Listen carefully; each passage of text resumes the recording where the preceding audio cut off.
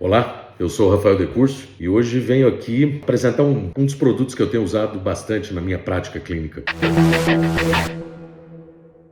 São as pontas Invicta da American Burst. Vêm em kits identificáveis por procedimento, identificando as pontas, fácil uso, esterilizável, mas sobretudo carregado de pontas com tripla diamantação, compatíveis com as melhores pontas produzidas no mundo, favorecendo a longevidade de uso, mas principalmente a precisão dos desgastes. Quanto mais preciso formos, melhores são os nossos resultados. Vale a pena conferir. Pontas Invicta American Burst. A reabilitação estética com facetas cerâmicas, ela requer a criação de um espaço protético e funcional através do desgaste dental. O quão profundo será o desgaste a ser estabelecido depende de uma série de variáveis, dentre elas a variação cromática do substrato a ser desgastado com o resultado desejado, o biótipo periodontal e o sistema cerâmico eleito para esse processo de reabilitação. O uso das pontas Invicta nos permitem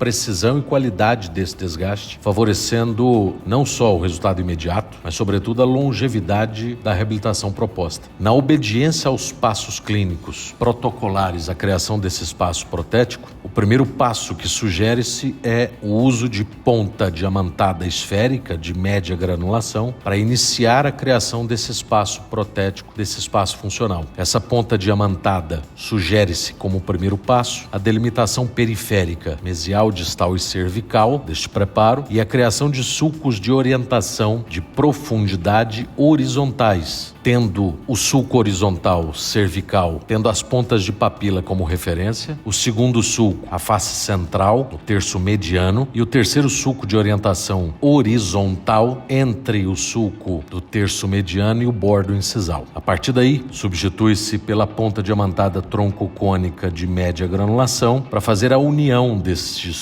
sulcos de orientação periférico e de orientação horizontal. Perfaz-se toda a superfície plana do incisivo central, no caso específico, obedecendo-se às três inclinações no sentido cérvico-incisal. Após a união desses sulcos de orientação, obedecendo-se às três inclinações no sentido cérvico-incisal, substitui-se pela ponta diamantada de granulação mais fina, troncocônica, aprofundando as guias ou canaletas proximais, mesial e distal, para iniciar o processo de ocultação da margem futura de cimentação, tendo em vista ser, neste caso específico, um substrato escurecido por tetraciclina. Com essa mesma ponta diamantada troncocônica de granulação fina, propõe-se então, além deste aprofundamento, o refinamento e a delimitação cervical deste preparo, definindo a partir dos critérios clínicos se o preparo estará delimitado supra,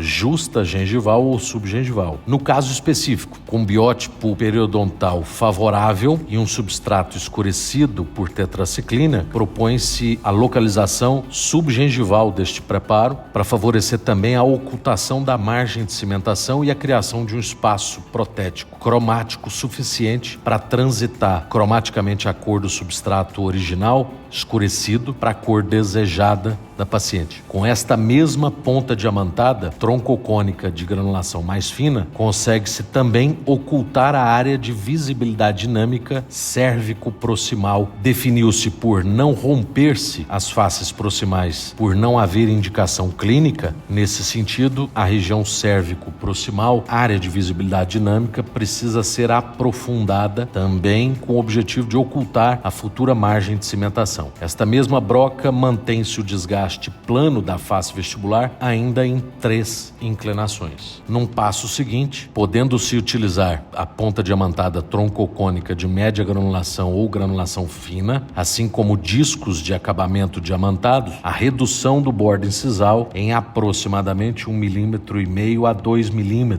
convergindo com dados da literatura e principalmente criando um espaço cromático destinado à área de transição da opacidade dos mamelos à translucidez do bordo incisal, além de eliminar esmalte sem suporte do bordo incisal. Propõe-se a esse caso canaletas do bordo incisal na região proximal para favorecer a criação do ceramista para áreas de transição proximal também em translucidez. Em um passo seguinte, com o uso de tiras de lixa diamantadas, remove-se esmalte sem suporte, podendo-se também utilizar instrumentos manuais de corte. Nesse caso específico, o uso de tiras de lixa diamantadas. Por fim, o uso de discos mantém-se a planificação da face central e inicia-se o processo de acabamento para posterior polimento desse substrato desgastado. E ao final deste processo, pode-se conferir com uma guia de orientação ao desgaste vertical, no sentido cérvico-incisal, o desgaste homogêneo no sentido cérvico-incisal, ofertando ao ceramista um espaço protético homogêneo, ofertando também um resultado cromático em toda a extensão da peça cerâmica a ser cimentada num futuro próximo.